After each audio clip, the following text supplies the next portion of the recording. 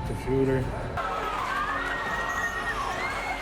Racists have no place in our society, and for the most part, the court agrees. There is no place for you or your ignorant, hateful, and evil ideologies. For these KKK members, the strong arm of justice doesn't spare them, and no amount of begging. I'm very sorry for all the pain I forced the victims and their families to suffer through. Resistance will stop their life sentence.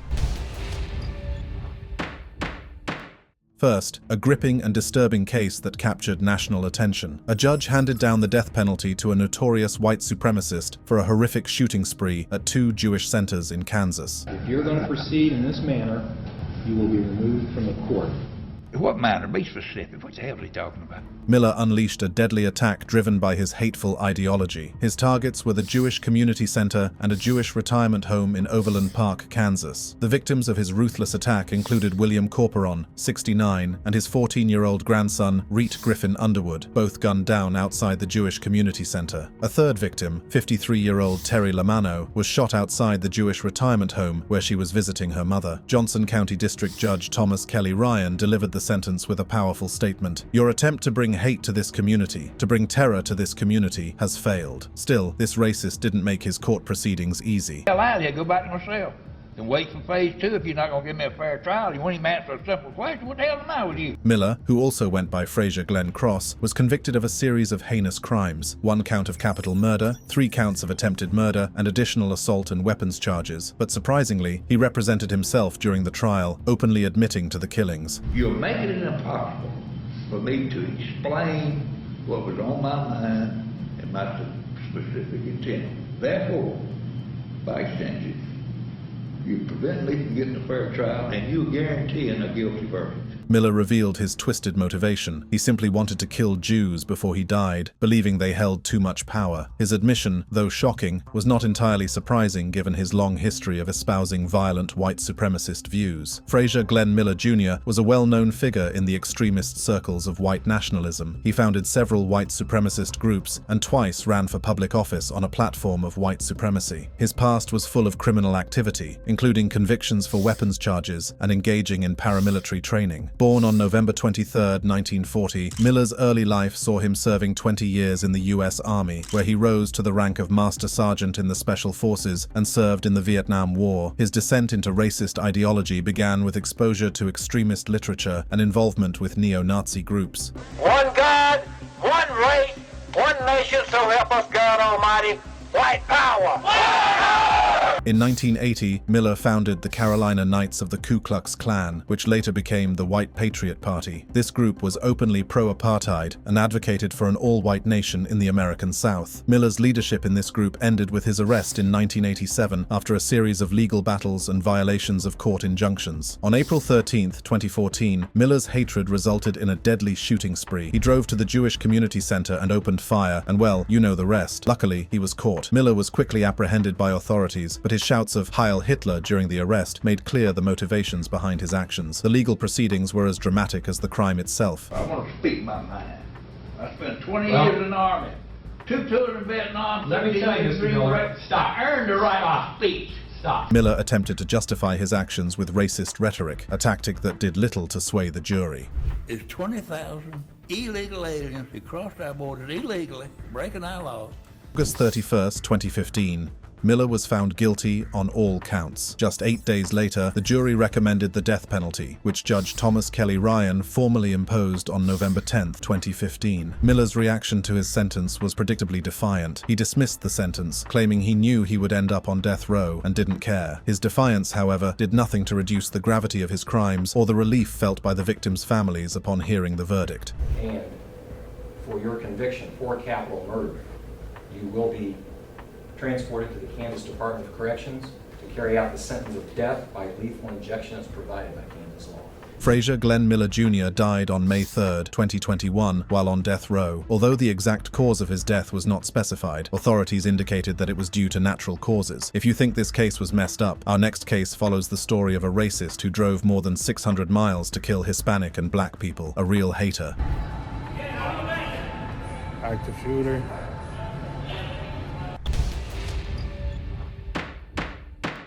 In the morning at the Cielo Vista Walmart, a busy store close to the Mexican border, shoppers were going about their day as usual, not knowing what was about to happen. Crucius, armed and focused, walked into the store around 10:30 a.m. Suddenly, gunshots rang out, changing the store from a place of shopping into a terrifying and chaotic scene.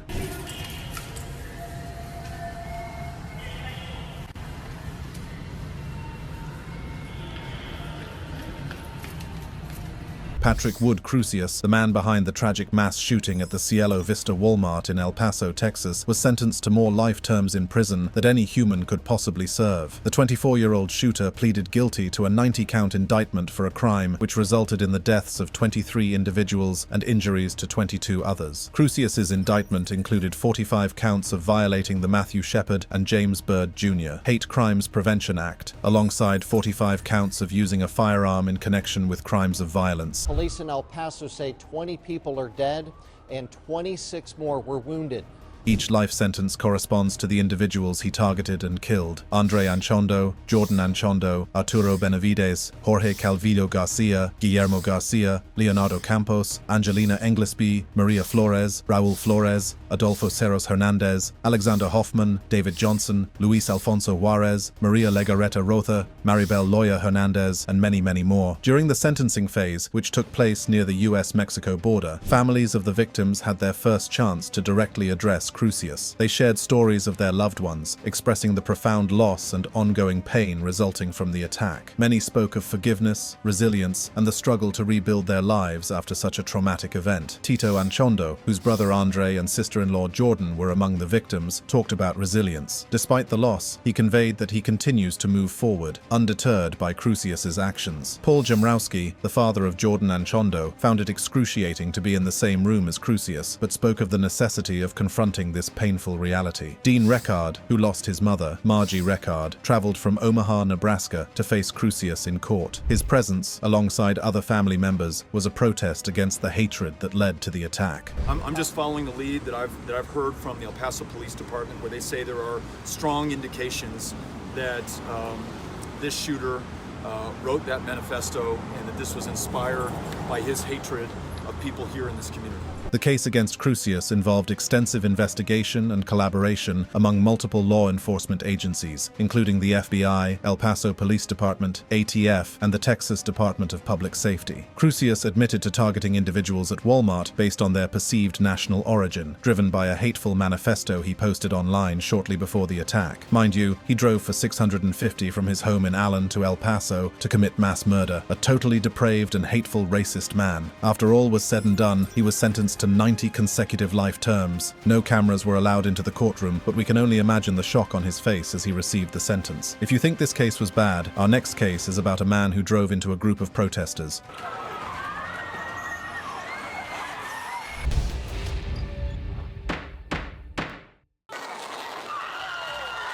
But the case inside the courtroom is about this video from Saturday, where police say Fields slammed his car into counter-protesters and two stopped vehicles. Imagine a peaceful protest, a sunny day, people holding signs, chanting for equality, celebrating diversity. Now, imagine a car barreling down the street, aiming right at those protesters, turning a scene of hope into a nightmare. This is the story of James Alex Fields Jr., a young man whose hatred drove him to commit an unimaginable act of violence in Charlottesville, Virginia. On August 12, 2017, Charlottesville became the center of a brutal clash between white nationalists and those who stood against them. The city was hosting the Unite the Right rally, organized to protest the removal of a statue of Confederate General Robert E. Lee. Fields, a 22-year-old from Ohio, drove hundreds of miles to be part of this rally. But his intention wasn't just to protest, it was to harm. Fields, a self-professed white supremacist, had a disturbing history of promoting racist ideologies. He idolized Adolf Hitler, praised Nazi Germany, and regularly spewed hatred online against various racial and religious groups. On that fateful day, Fields' dark beliefs took a deadly turn. Shortly before the rally began, tensions in the city had already boiled over. Law enforcement had declared the assembly unlawful and ordered everyone to disperse. But Fields, rather than leaving, decided to act on his hatred.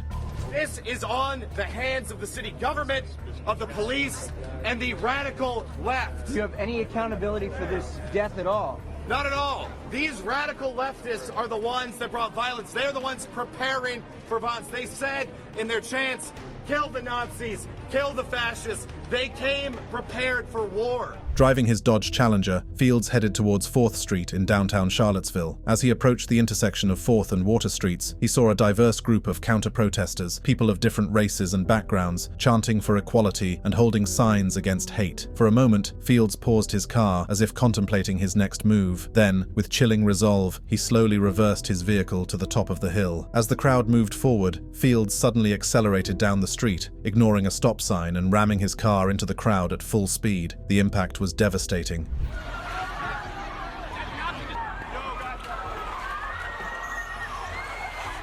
Heather Heyer, a 32-year-old civil rights activist, was killed instantly. More than 30 others were injured, some critically, as Fields' car tossed them into the air like rag dolls. Fields didn't stop. He reversed rapidly, fleeing the scene, leaving chaos and heartbreak in his wake. The attack was captured on numerous cell phones and cameras, and the horrifying images spread quickly, igniting outrage across the nation. The crash also claimed the life of a 32-year-old female pedestrian at the intersection as she was crossing the street. We are still in the process of notifying her next of kin.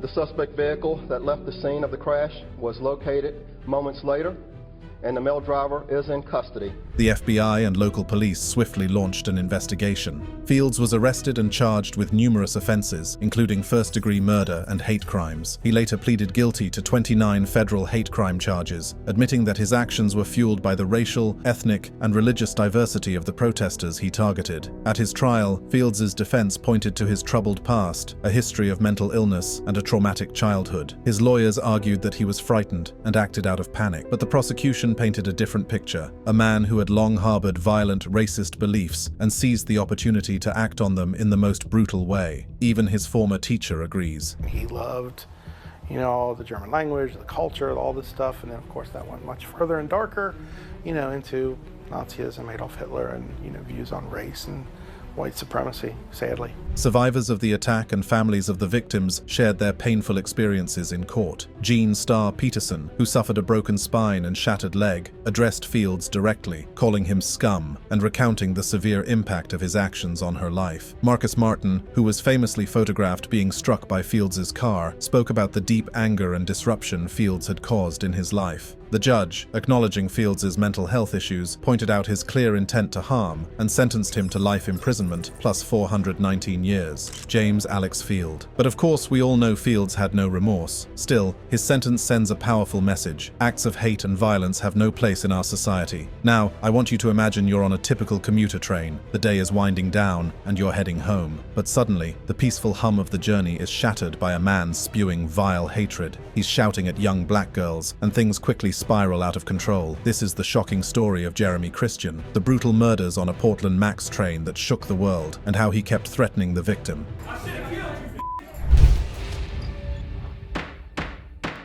On May 26, 2017, the start of Memorial Day weekend, the atmosphere on the Max light rail train in Portland was anything but festive. Jeremy Christian, a 35-year-old man with a history of racist outbursts, boarded the train, already holding a box of sangria and visibly intoxicated. What happened next turned a normal day into a horrific tragedy. Christian started his journey with a hate-filled rant. He spewed venom about Muslims, Jews, and blacks, directing his anger at two young black girls. One of them was wearing a hijab, and they were simply trying to go about their day. As Christian's tirade grew louder and more aggressive, other passengers felt compelled to intervene. Sean Ford, a brave passenger, stepped up, positioning himself between Christian and the terrified girls. Micah Fletcher, a 21-year-old college student, joined in, telling Christian to shut up and leave the girls alone. Taliesin Namkai Meche, just 23, tried to record Christian's outburst on his phone, aiming to document the incident for evidence. Instead, his actions provoked Christian further. Christian knocked the phone out of Namkai Meche's hand and shoved Fletcher, who pushed back in self-defense. Enraged, Christian pulled a hidden knife from his pocket and in a matter of seconds turned the train into a scene of bloodshed. He slashed at the men, targeting their necks. Best, a 53-year-old army veteran, was standing behind Namkai Meche and became another target. Chaos erupted as passengers screamed and fled, some trying to help the wounded, others too shocked to move. Ricky Best died on the train, and Namkai Meche succumbed to his injuries at the hospital. Fletcher, despite being severely severely wounded, managed to survive, bearing a prominent scar as a permanent reminder of that dreadful day. But the nightmare had started the night before. On May 25th, Christian had already exhibited threatening behavior towards another passenger, Demetria Hester. On the same train, he menaced her, yelling racist threats. When Hester defended herself with pepper spray, Christian retaliated by throwing a bottle at her eye. Police were called, but in a shocking failure, they didn't arrest Christian. Instead, they questioned Hester, treating her more like a suspect than a victim. This critical oversight allowed Christian to return the next day, leading to the deadly attack. I'm the victim. You're on video macing me. Liar. Liar. You liar. You're not the only black person on Max. Liar. Manufacturing hate crimes. You liar. At his trial, Christian's behavior was as disturbing as his crime. He displayed no remorse and even taunted Hester during court proceedings. He shouted at Hester, showing his unrepentant and violent nature. His courtroom drama included yelling, laughing, and making threats. The jury, after hearing gut-wrenching testimonies and reviewing the evidence, found Christian guilty of all charges, including 2 counts of first-degree murder, attempted murder, and multiple hate crimes. Christian's defense argued for a lighter sentence, claiming he had acted in self-defense and was merely exercising his right to free speech. However, the prosecution and the victims' families painted a different picture, one of a man driven by deep-seated hate who took advantage of the situation to unleash his rage. Just take a look at this.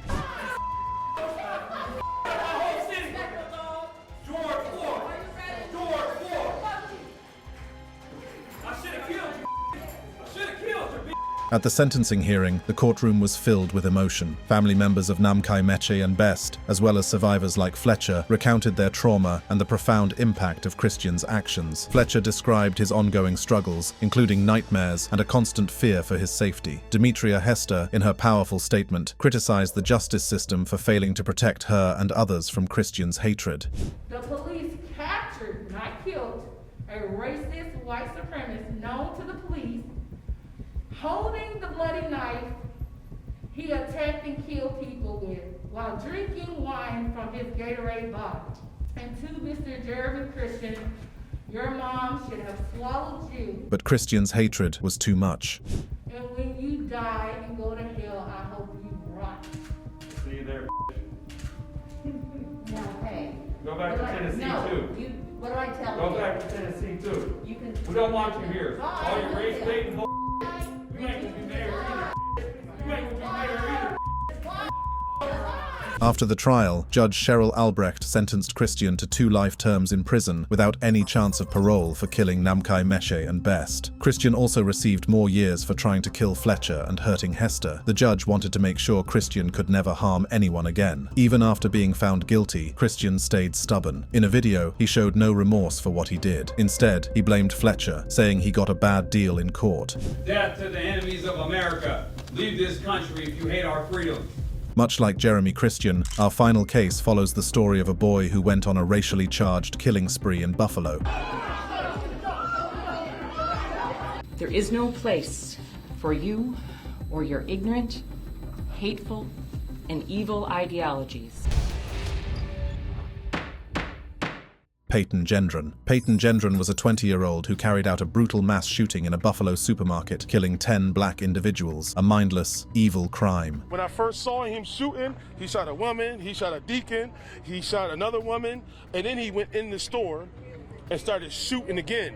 Let's break down what happened. On May 14th, 2022, Peyton Gendron, then just 18, embarked on a sick mission that he meticulously planned. He drove over 200 miles from his home in rural Conklin, New York, to a Tops-friendly market located in Buffalo's largely black East Side neighborhood. Gendron was armed with a semi-automatic rifle and was wearing body armor. He also wore a helmet with a camera, streaming his horrifying actions live. Once inside, he opened fire, killing 10 people and injuring 3 more. His victims included ordinary folks just going about their day, shopping for groceries, getting a birthday cake, even a church deacon. All of his victims were black, chosen purely because of their race. It appeared that his plans were to drive out of here and then continue driving down Jefferson Avenue, looking to shoot more black people. He was finally apprehended and charged, but in a surprising twist, in November 2020, Peyton Gendron admitted guilt to all state charges, expressing remorse to the victims' families and facing the tough reality of spending the rest of his life behind bars. I'm very sorry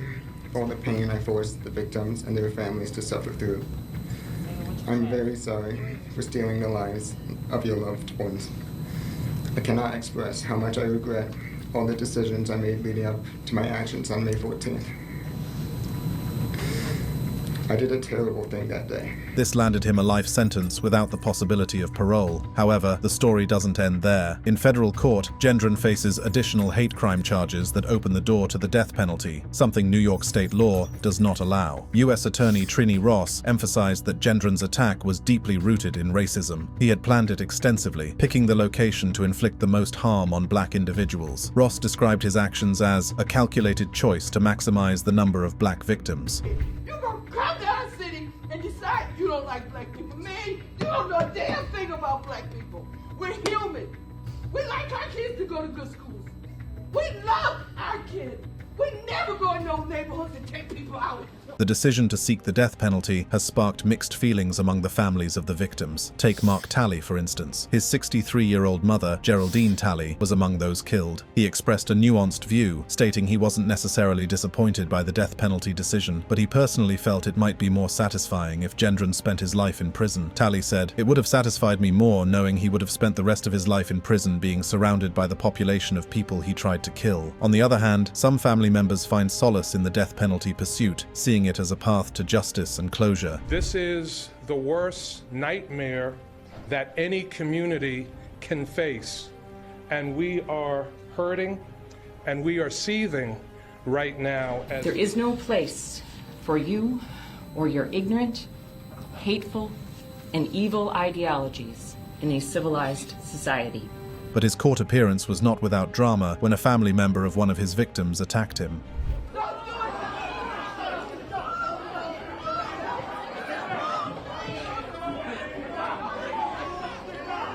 Thanks for joining us today. Check out other thrilling court videos on the screen.